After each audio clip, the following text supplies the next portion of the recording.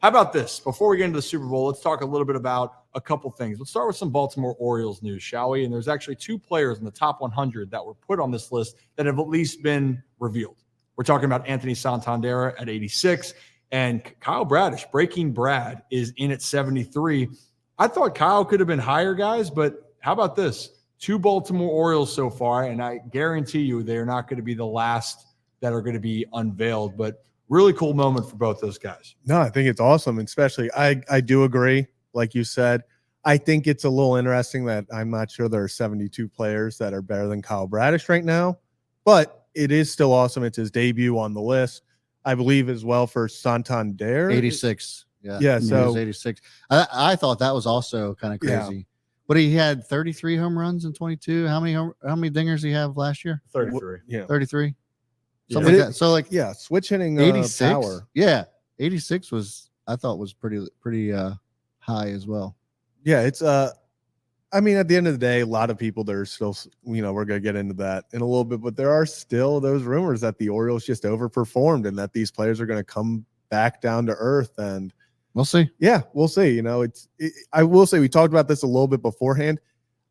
Very weird how the MLB does the list. It's like projected going into this year instead of how they did last year, because Edwin Diaz was 80 and he didn't pitch at all last year. So it's kind of different than the NFL, who it's based off who was the best player last year.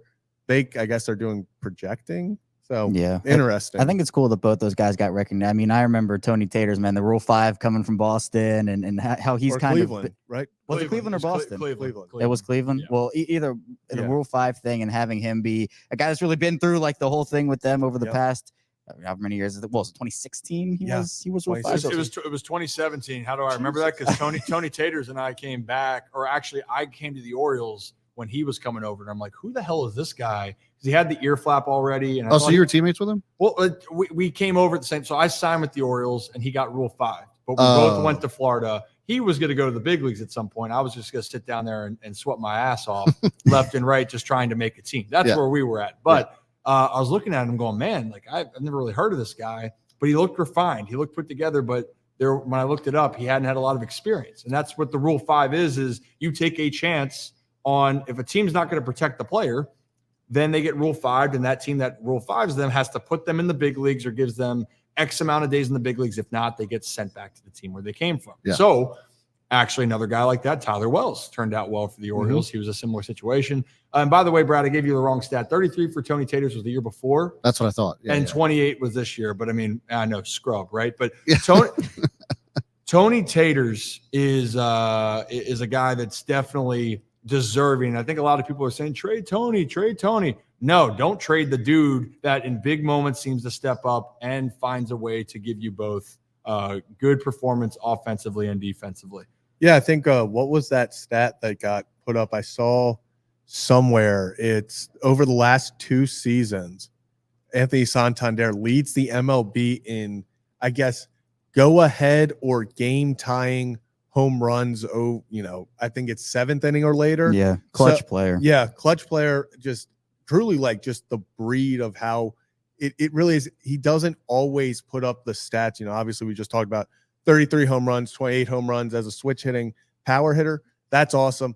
But it's the big moments he comes up in. Not every home run is equal. When he's hitting these game tying home runs or go ahead home runs, with the big moment, you want Tony Taters at the he belts those things too. Yeah, he belts them. No doubt about him. And you know what? Also, no one has a trot like Tony too. He admires it. He wants to chill, and he takes his damn good time around the bases. But you know what? You earned it. You smacked it. He is poised to have another good season, and that's just to give the context for Tony. Yeah, well, that's incredible interviewer. Yeah, that's the next question, right? Because I mean, Tony is in his last year of his contract.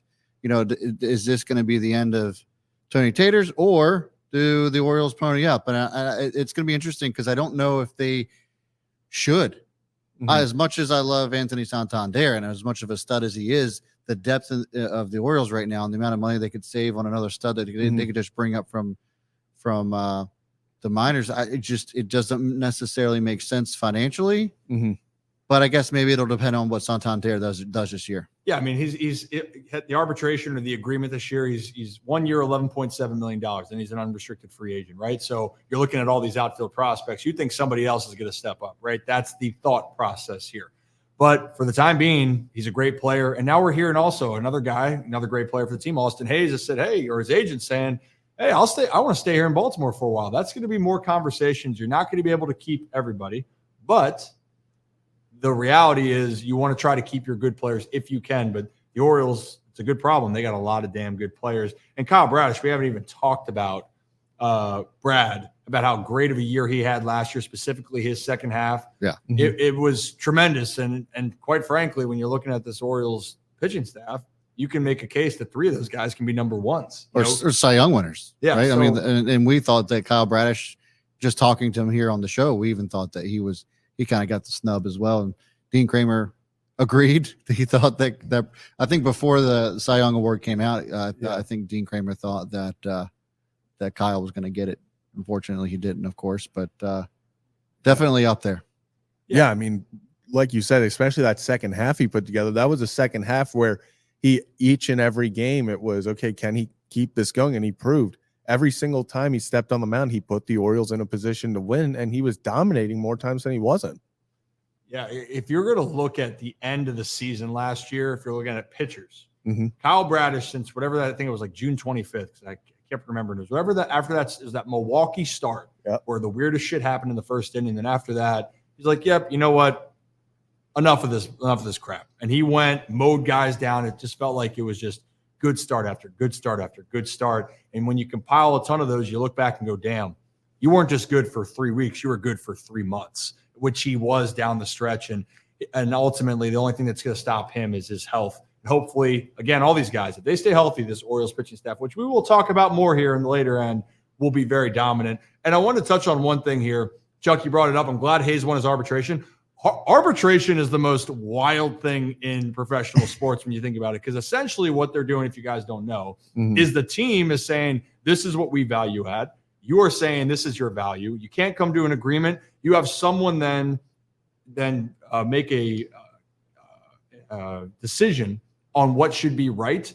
But essentially, your team is arguing why you shouldn't get the money that you think you should get in court, or however you want to look at it. It's just holy shirts and pants. And honestly, that's where the burn started to get, or the bridge started to get burned with Corbin Burns, by the way. He didn't like the fact that they were sitting in the court of saying, well, Corbin, if you had pitched better, then we would pay you more. And it's like, well, this guy is pretty damn good. Yeah. Also, just to bring it back to Kyle Bradish real quick, his last 26 starts, he was 11-7 with a 2.46 ERA and 159 strikeouts. So pretty good. Pretty good, I would say.